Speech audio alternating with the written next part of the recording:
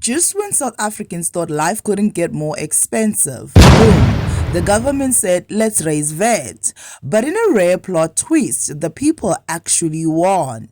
Yep, the controversial VAT increase has been scrapped. Let's unpack how this happened, what it means for your wallet, and what's really going on behind the scenes. Earlier this year, Finance Minister Enoch Gondongwana proposed a VAT increase from 15% to 17%. The rationale? Fill a massive budget shortfall. Treasury needed more revenue and VAT was the quickest way to get it. But here's the kicker. VAT hits everybody, especially the poor and the working class. Everything gets pricier. The moment the plan was announced, it ignited a firestorm of criticism. Civil society groups, unions, and NGOs were quick to condemn the proposed VAT hike, calling it regressive and deeply unfair to the poor and the working class, who already struggle with the high cost of living. The Democratic Alliance wasted no time in preparing for a legal battle, accusing the National Treasury of bypassing due process and failing to adequately consult the public. Their outrage was echoed across the country, sparking widespread criticism on social media. Heated debates in parliament and growing anger on the streets. Zille even declared this VAT fight isn't over. Then the unthinkable happened. Gondongwana folded. Treasury announced it would withdraw the proposed VAT hike. The decision to scrap the VAT increase wasn't out of goodwill.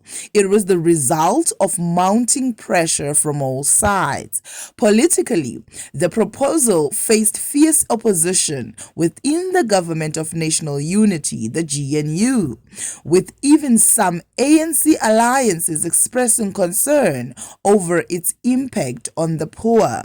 Legally, the Democratic Alliance threatened to take the matter to court, arguing the Treasury had failed to follow due process and had neglected public consultation. Meanwhile, public outrage grew louder, with civil society groups, unions, and ordinary citizens voicing their frustrations. And let's not forget the looming election season. No party wants to go into an election with a tax hike hanging over their heads. Minister Godongwana admitted it was a difficult process. Yeah, I bet. When the DA and the EFF, two parties who agree on almost nothing, suddenly find themselves on the same side, you know you've messed up.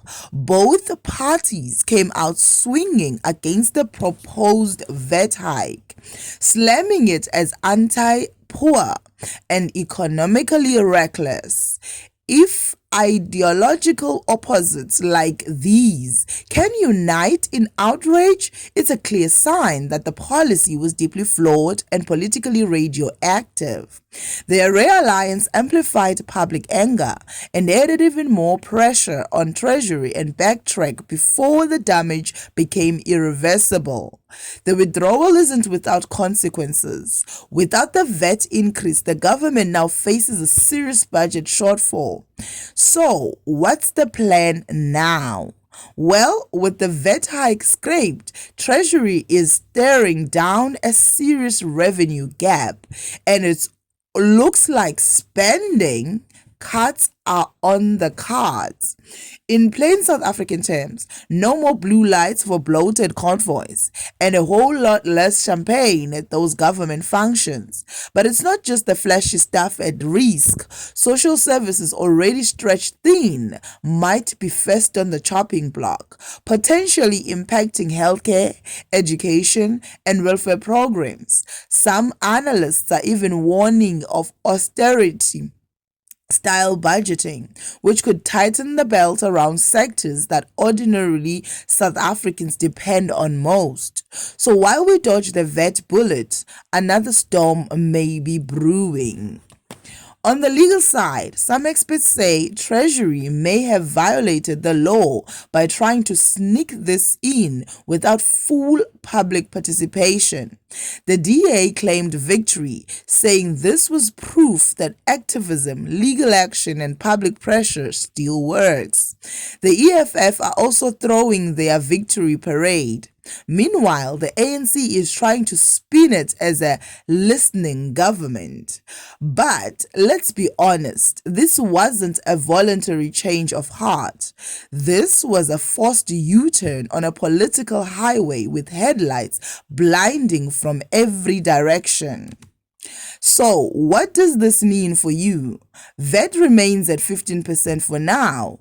No extra tax on your groceries yet. When May 1st hits, if companies that threatened the price hikes go ahead and implement them despite the VAT increase being scraped, we'll know exactly what's up. It won't be about government tax anymore. It'll be pure opportunism.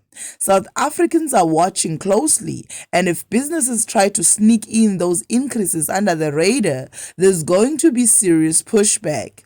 The exclusive of a VAT hike is off the table now.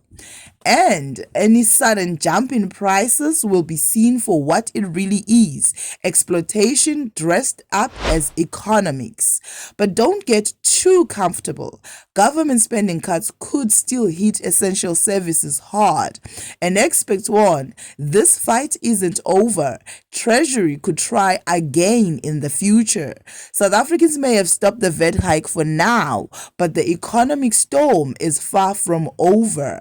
As always, it's the people who bear the brand. So keep those receipts, stay woke, and let's keep watching the money trail, because in this country, the numbers may lie, but the people never forget.